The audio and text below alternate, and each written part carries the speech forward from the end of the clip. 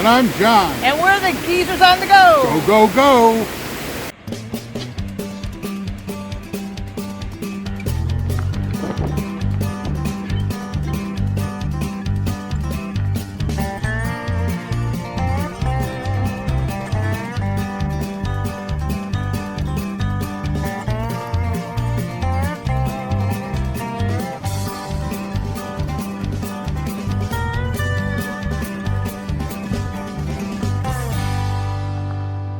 In this episode, we're at Gifford Pinchot State Park in York County, Pennsylvania. It's a big park located on Pinchot Lake and offers boating, fishing, swimming, and a lot of other outdoor activities. The park is near Lewisberry, Pennsylvania, just south of Harrisburg and not that far from the candy factory at Hershey. It has 340 sites, but just 22 with full hookups, but 119 that have electric. There are also 2 yurts, 3 cottages, and 10 cabins.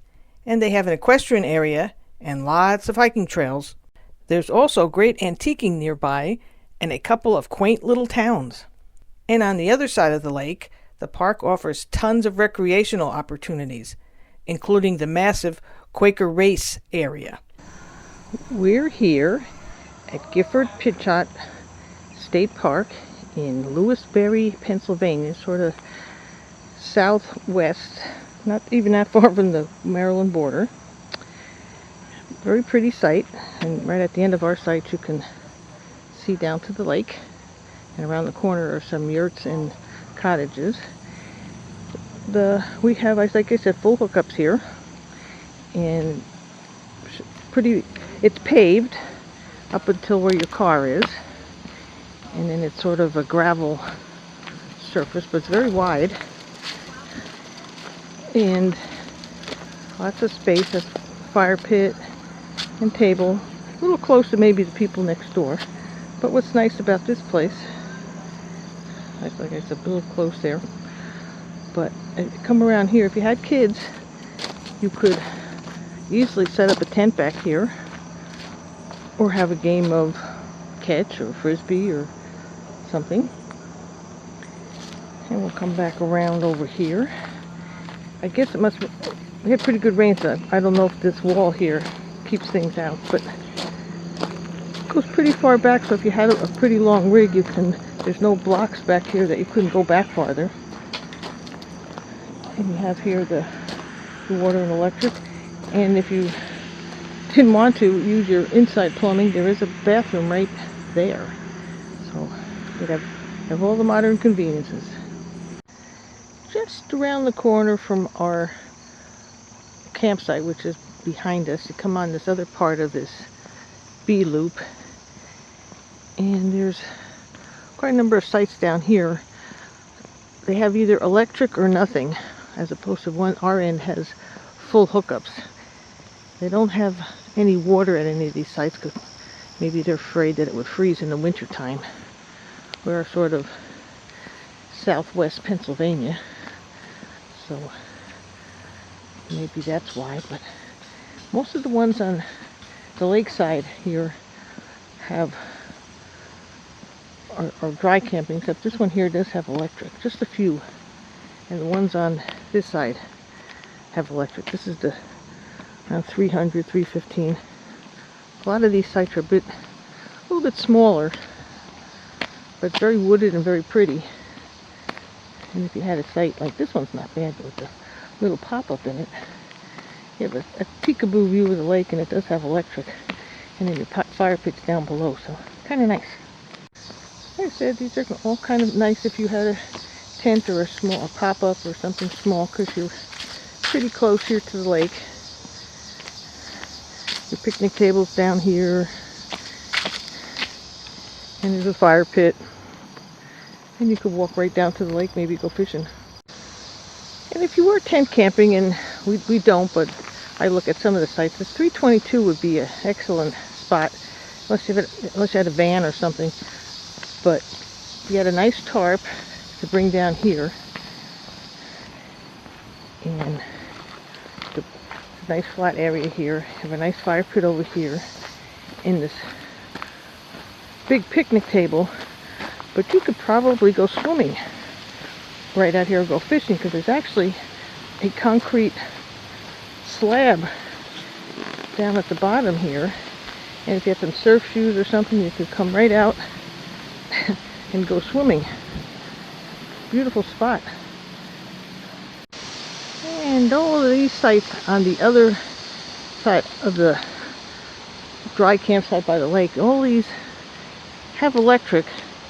Some of them are deep, some of them are a little shorter, but they're all very nice with lots of trees. Just have to check on the size on some of them, because some of them are a little bit short, but you'd be very comfortable here. I'm sure somebody could find something. There's over 300 sites in this campground, so there's probably something for everyone. Number 303 here in the B Loop would be kind of nice too. It has electric back there, and then you have this big space next to it with your picnic table and your fire pits way in the back. And I'm not sure why there's a table in the middle of this site, but then you go down here to 302 is also would be kind of nice, because that's got a lot of that big space next to it, lots of trees to sit under and have a picnic table. So this whole big area here. If you were a tent camper, site 319 would be nice, or if you just had a little short pop-up, because you do have, there's no hookup here, but you'd have a nice spot right down. Put your tent pad down there right in by the lake. They do allow hunting in this park, and it looks like at some point you can, it says goose hunting and no hunting, so I guess you could go down there and hunt right down there along the lake. A little bit further along this loop, you can see we're right next to the lake. These are really pretty sites, but these are mostly tent sites. They've got a little parking area, and then you got to go down farther for the to pitch your tent. You can see the picnic table down below on this one. We're over on an adjacent loop right now, and there's a lot of dry camping in here, and also there are quite a few sites that have electrical hookups. These that we're driving by right now all have electric. They're in the 130s. Yeah, 132 we're just coming up on, and this one up here is 131. But there are campsites, similar campsites on the other side of the road that also, most of them have electric now. So we're going around the campground now, highlighting some of the sites we like. These right here in the 240s are mostly dry camping, and now you get into like this one here, 241. These get into some full hookups, and they're very deep sites, so that if you have extra vehicles, there's plenty of room. As you can see, that guy's got a trailer and 2 cars parked in the site. In the one loop, it has the 180 numbers. They look like mostly electric. It has a nice playground here for the kids, and a big grassy area to play. Well, I walked down the road to where the yurts and the cabins are, and this is the Willow Cabin. And this one's the one way at the end, so you're sort of by yourself. And it's really pretty. You get to sit out here, you're right by the lake, good view of the lake. And they got a fire pit, nice little deck. And I looked inside, and there's 2 sets of bunk beds and a little sitting table. And look, they left some firewood for people. I don't know if we could see inside a little bit, but that's what it looks like inside. And they said they're heated, so that's good. Here you see some of the little cabins. It's kind of cool. They got names. One says Dragonfly, one says Firefly. They're right by the lake. And they also have yurts. This one is Hickory. I don't think they have any running water, but I think they all have electric, so they said they're year-round. And here we have woods. There's lots of that around here. Another yurt tucked back into the brush there. See, these are all occupied, so they're very popular. In the one camping loop that starts at numbers 1 and goes all the way around to the far end of the loop to where you get to almost site 32, there is a swimming beach. So if you're in this area, you don't have that far to go. There's a big parking lot, there's a bathhouse and bathrooms, and it's a pretty beach. It's a sandy beach, and they also have, if you have a wheelchair or strollers, they have a nice mat there that takes you right down to the lake. No lifeguards today. It's mid-September, so I wouldn't expect any, but they also have a little slide area for kids and plenty of places to sit, so you'd be good. Pretty. Just a short drive from our campsite is a little beach area here. You can't swim, but they have a place here if you have kayaks or canoes. It says you can leave them here because it says it's for campers. It's a pretty little spot. I suppose you could fish here too. Nice little beach area. Pretty day today after some heavy rain yesterday. See, right here it says you can mooring rack for registered campers. Also near our campsite, less than 2/10 of a mile down the road here, is another place to put in your kayak or go fishing. And it goes right out to the lake. There's already somebody out there fishing.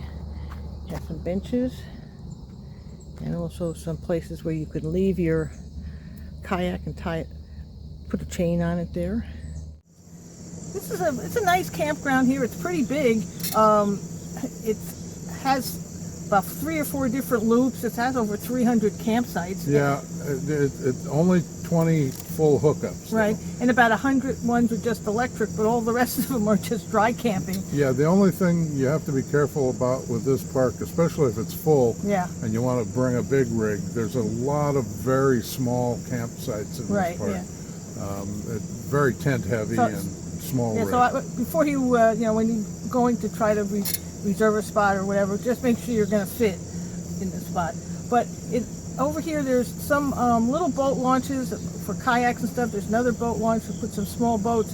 But if you have a bigger boat, you're going to have to go all the way around to the other side of the park, which is about 4 or 5 miles to the bigger boat launches. There's also a main office over there too. Yeah, I think Gifford Pinchot Lake falls entirely within the state park. So right, yes. There's a lot of stuff, public access is all around the lake. It's got it surrounded because you can go on. There's a day use area. All the places you almost have to go out of the campground to get back in again. There's a day use area. There's an equestrian place. There's a place where you can go see where there's a dam. Yeah, and it has some interesting history to this park too. Gifford Pinchot was one of the first forestry directors in the United States and worked with Theodore Roosevelt in setting up a lot of national parks. In fact, his name was very familiar to me growing up in the Pacific Northwest because there's a huge Gifford Pinchot National Forest near Mount Rainier. And he also was governor of Pennsylvania for 2 terms, and he helped develop a lot of the state parks with the help of the CCC. This park didn't open until the early 60s, but it's a nice park. It's peaceful, and there's trails and things to go see. Now, what do we got in the area here? Well, you can go down into Dover or to Lewisberry, and there's some restaurants, there's some grocery stores, there's quite a few antique stores. Yeah, we took a little tour of some of the antique stores. They were pretty cool. Yeah, we bought a few things. I got this antique to go with. Yeah. That's all, folks. Well, we found a nice little antique store just down the road, and what I liked about this, all the stuff, look at the floor here, all made out of stone. Pretty cool.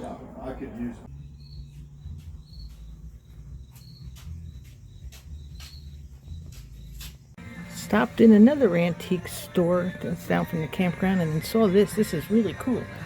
It's that depression glass. It's got the colors in it. It looks like it's glowing in the dark. Besides the antique stores, there are lots of shopping opportunities in the little town of Dover and nearby. Plenty of places to eat and drink, and to buy seasonal, fresh produce. There are several day-use areas around the lake, Conewago and Quaker Race areas, and another larger boat launch. Then there's the dam, of course. We love dams, as well as an area for horseback riding. A couple of miles from the main entrance to the campground here, there are horse trails, and they have this cool little thing here. Most people probably know what these are if you have horses. These are for getting onto your horses. That's a pretty fancy one. Looks like a regular porch railing. So you would get up, put your horse along the side here, and then walk up and get on. You can get on from either direction, I suppose. But this one, it's a little more rustic and wooden, but they're all kinds. Once you get on, there's trails that go out to there, and there's quite a few other trails that go out. Well, like in many of our trips, we always seem to find a dam that was built to help build the park or hold back floodwaters. And this is it here at the Gifford Pinchot State Park. It's not well marked. It's right before you get to where the equestrian trails are.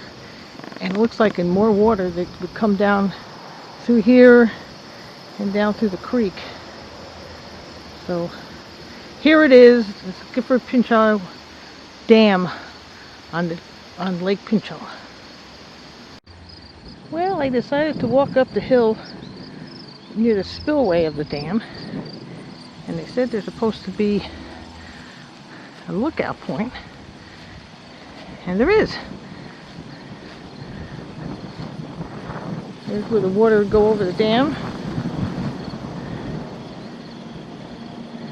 and there's one arm of the Lake Pinchot. There's the hill I just walked up. Yay for me.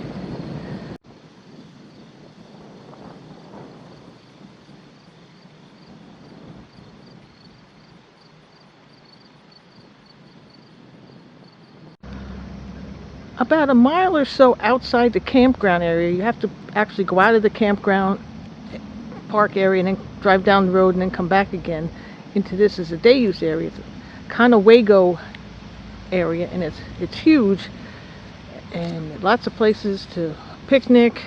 There's a swimming beach, and there's two, I think, disc golf areas. So it's very pretty. We'll take a walk, get closer to the lake. Well, here you come right down to the beach here. There's a really pretty playground. Down at the end there's an interpretive center. Whether that's open or not this time of year, we'll have to go check it out. And big grassy area of a beach. I'm not sure if you can swim here or not. But there's also a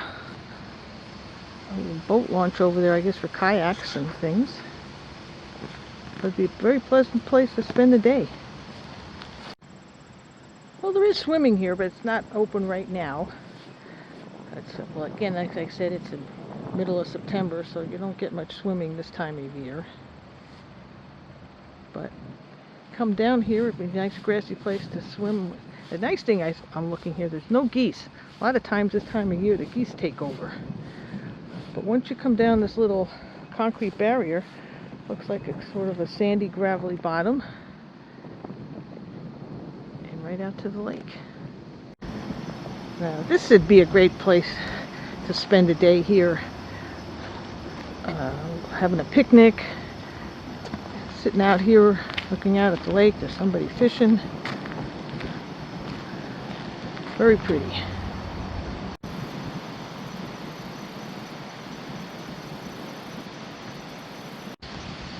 At the end of the parking lot in the day use area, there's a really cool fishing dock out here. So you can come and fish. And you don't need a boat. Somebody out there today. Guy fishing out in the distance. This is the Quaker Race day use area of the park. It's also on the opposite side from the campground, and it has a big picnic area and also swimming in season. Right now, again, swimming is closed. Look, there goes a birdie.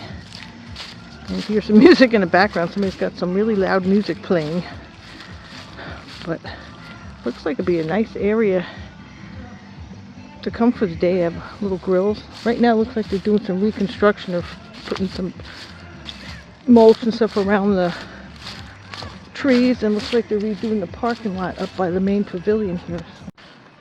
Well, here's the beach. I'm not exactly sure why they put a big fence around the beach. I don't know. Maybe it's to keep if there's geese here or not, but I haven't seen any. But it looks like it's a pretty big swimming beach here.